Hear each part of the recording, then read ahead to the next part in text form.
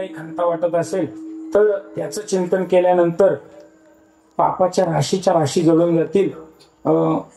अनेक दोषांची उदाहरणं दिली, आता सांगायला वेळ नाही. वाल्मिक ऋषींचं दृष्टांत तुम्ही पहा, अजामेळाचा दृष्टांत तुम्ही पहा. मी ते सांगत नाही कारण की त्या वाल्मिक ऋषींना कोणी पाहिलं की नाही पाहिलं हे मला माहित नाही, त्या अजामेळाला कोणी पाहिलं की नाही मला माहित नाही. पण साक्षात सगळ्यांनी ज्या मी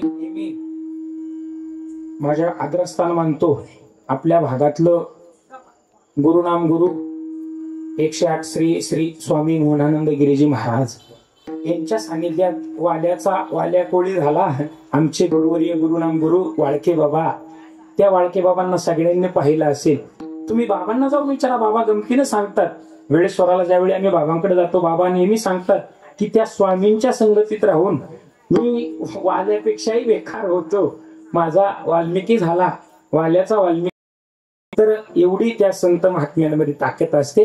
आपल्याच भागातली उदाहरणं मी आपल्याला देतो, लांबची उदाहरणं मी देत नाही. कारण की आता लोकांना पटवून द्यायला लोक म्हणतात महाराज आम्हाला पटवून पुरावे असल्याशिवाय लोक मान्य करत नाहीत, म्हणून तयाच्या चिंतने तर दोषी. अख्खे दृष्टांत सांगायचं म्हटलं की खाडे महाराज काही नाही, सगळे जेवून उठून घरी जातील, आपल्याला पहाटचा काकडा इथंच करावा लागेल, त्याच्यामुळे एवढा वेळ आपल्याला नाही.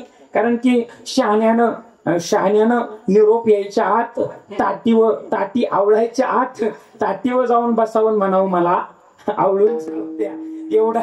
एवढं शहाण्यानं हुशार असावं. खालून लोकांनी घड्याळ दाखवायच्या आत आपलं औरकून घ्यावं. म्हणून एक 5-10 मिनिटांमध्ये थोडक्या याच्यामध्ये दृष्टांत मी आपल्याला सांगतो की हे सांगितलं मी तुम्हाला.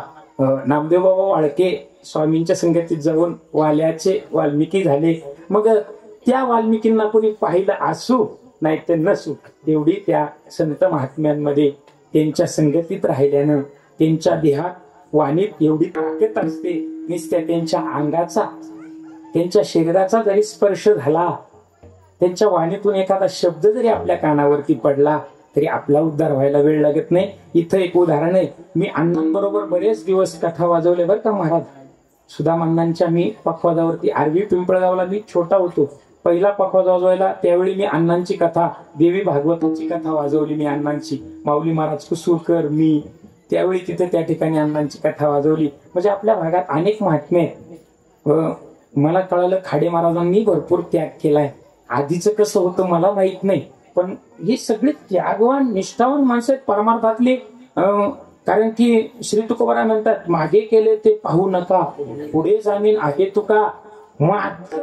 आणि प्रत्येकाच्या ठिकाणी माग काय असतं हे मला माहित नाही, पण ते इथून पुढं परमार्थात कशी पावलं टाकतात आणि ती इतकी तोलून मोपून पावलं टाकतात ना, तो परमार्थ शेवटाला नेतात अरे महाराज.